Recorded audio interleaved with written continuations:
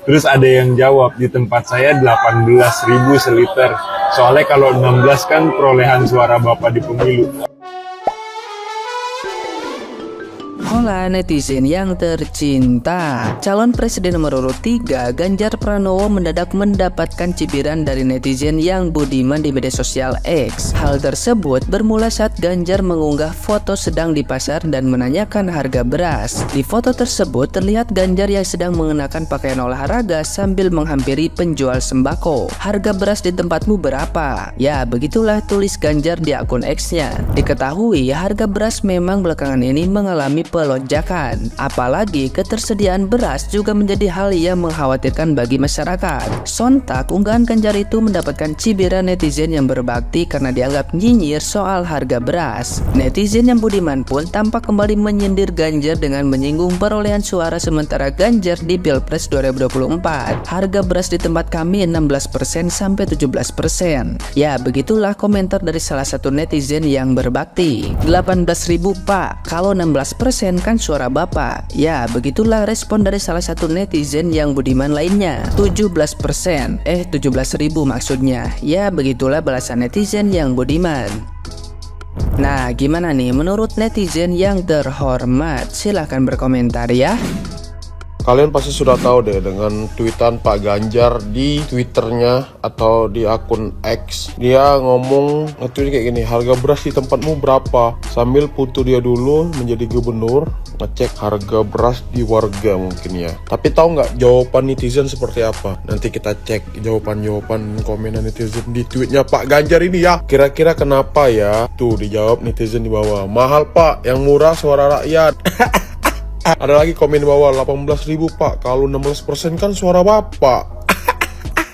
Dan itu pun Bapak, 16% suara Bapak. Dan ada yang komen lagi di tweetan Pak Ganjar, 16% tadi suaranya karena milih Mahfud, bukan pilih Pak Ganjar. Sejauh ini yang paling jauh ya. Kamu nggak usah takut, bilang aja berapa harga beras di tempat kamu ya. Yang komen terakhir, nyindir apa Mang? Pengen tahu ya, 17% atau 17k harganya. Yang di bawah 17% deh. 17.000 maksudnya Pak. Sorry Pak, warga tak punya stok beras. Ganjar Pranowo anjurkan makan tiwul. Makan tiwul. Jadi menurut kalian tweet Pak Ganjar ini gimana? Nyindir pemerintah, nyindir petani, atau dia ngomong kalau beras kosong kita makan tiwul aja? Komen, mari kita diskusi ya. Cek harga beras, Pak Ganjar tanya netizen, di tempatmu harganya berapa? Waduh, terus ada yang jawab, di tempat saya 18.000 seliter. Soalnya kalau 16 kan perolehan suara Bapak di pemilu.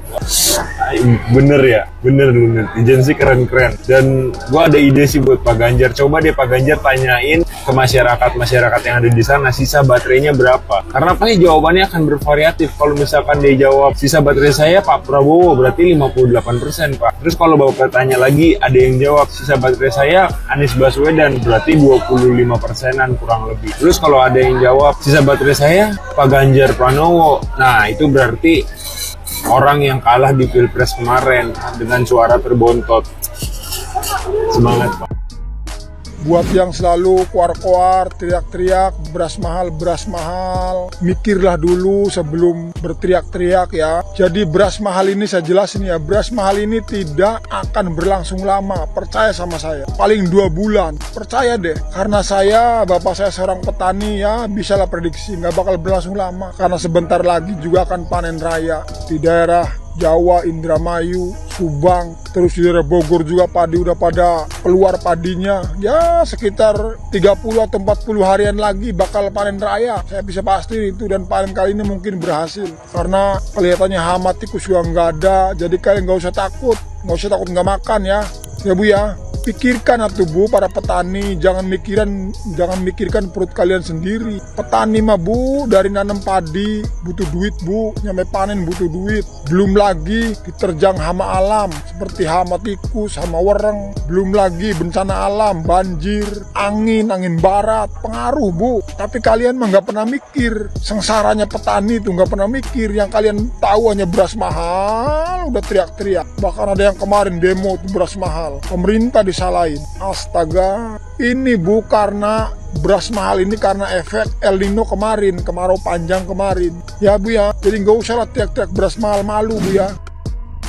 Sok-sokan minta hak angket, perolehan suara aja cuma 16 sama 24%. Giliran kalah quick count ngatain curang ke Prabowo Gibran. Beras mahal nyalain 02. Udah gitu, yang lucunya lagi, pendukung paslon sebelah udah nggak nyoblos Prabowo Gibran, tapi paling depan minta makan siang gratis. Udah hasil perolehan suaranya sedikit, minta pemilu diulang. Aduh, terus aja diulang. Mau 10 kali diulang, tetap aja rakyat pilih dan pemenangnya Prabowo Gibran. Makanya kalau nggak siap kalah, nggak usah ikut pilpres.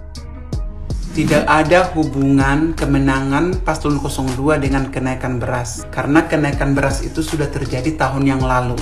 Kalaupun seandainya paslon 01 atau paslon 03 yang menang, harga beras akan tetap naik. Karena banyak faktor penyebab harga beras itu naik. Faktor penyebabnya itu satu, tahun yang lalu terjadi El Nino, jadi kekeringan dan gagal panen. Itulah alasannya Pak Jokowi menggenjot pembangunan waduk. Jadi saat terjadi kekeringan, kita masih tetap bisa memproduksi beras. Dan faktor berikutnya, yaitu beralih fungsinya sawah jadi permukiman penduduk. Contohnya, kita buatlah dulu Contohnya, tanian Indonesia dulunya itu 1 juta hektar. Sekarang tinggal 700.000 hektar. Yang 300.000 hektar itu sudah dijadikan permukiman penduduk. Secara kita tahu, Indonesia itu masuk 5 besar negara paling banyak penduduknya di dunia. Dan faktor berikutnya, kurang minatnya anak muda zaman sekarang untuk bekerja atau mengelola pertanian. Karena pertanian itu kan panennya sekali 3 bulan. Sedangkan kalau mereka bekerja, gajiannya sekali sebulan. Dan faktor berikutnya yaitu mengenai alat-alat pertaniannya mungkin kurang canggih, dan masih banyak faktor-faktor penyebab lainnya. Makanya pemerintah mengimpor beras memang punya dampak yang negatif, yaitu dampak negatifnya pada pertanian Indonesia. Akhirnya pertanian Indonesia kurang banyak untungnya atau kurang diuntungkan, tapi memiliki dampak positif juga. Contohnya, dampak positifnya satu, harga beras Vietnam itu sangat-sangat murah. Jadi kalau seandainya kita tidak mengimpor beras dan hanya mengandalkan beras yang dihasilkan di negara kita sendiri, harga beras itu bisa melambung tinggi dan bahkan di atas dari 30.000 kg per kilo. Dan dampak berikutnya, dengan kita mengimpor beras, stok beras kita itu akan banyak, jadi itu menjaga keseimbangan swasembada pangan. Jadi kalau seandainya ada kenaikan harga beras, tetapi stok beras di pasaran tetap tersedia. Dampak positif lainnya yaitu dengan mengimpor beras, kita menjalin kerjasama antar negara tetangga. Secara kita tahu, Vietnam itu penghasil beras terbanyak nomor 1 di Asia Tenggara dan masuk penghasil beras terbanyak 10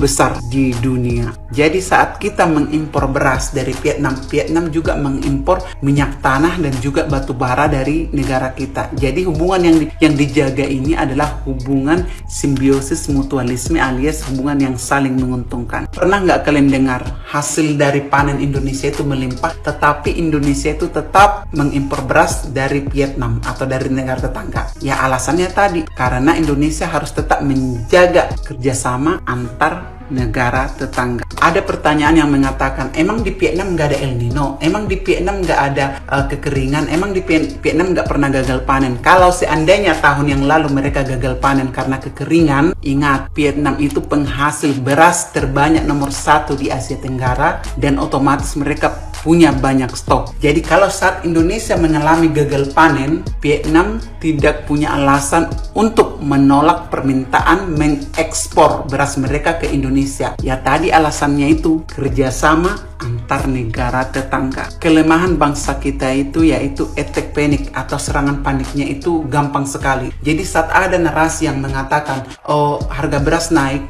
jadi beras juga susah ditemukan di pasaran, langsung otomatis borong, timbun di rumah masing-masing tanpa memikirkan orang lain dapat apa enggak. Padahal jelas kita tahu itu hanya permainan politik. Nanti juga 6 bulan lagi kita akan dengar di tempat ini ditemukan satu gudang menimbun beras bertonton, di tempat sana ditemukan temukan satu gudang menimbun beras bertonton di tempat sana lagi. Dan itu udah biasa, narasi yang dibuat untuk membuat etek panik itu udah biasa. Padahal beras itu banyakan ditimbun. Tapi by the way, ini opini saya, narasi saya, otomatis ada pro dan kontra. Yang mau nambahin silahkan di komen, yang mau komplain atau yang mau kritik silahkan di komen juga. Terima kasih. Beras premium langka, Julhas minta masyarakat makan beras bulog. Eta beras bulog teh anu sok loba kutuan teh lain tunge kumaha tuh paknya lamun dicontohan heula ku bapa jeung keluarga gitu beralih makan beras bulog ke ulah ayeuna masyarakat itah beralih ngadahar beras bulog. Ari bapa sebagai wakil rakyat anu diwakilkeun ku kami masih kene makan beras premium ya, atuh kan teu indah Pak kataong nage. Sok contohan lah ku bapa sareng reng-rengannya jeung keluarga beralih ka beras bulog karak rakyat gitunya. Sapeda heula tuh Pak.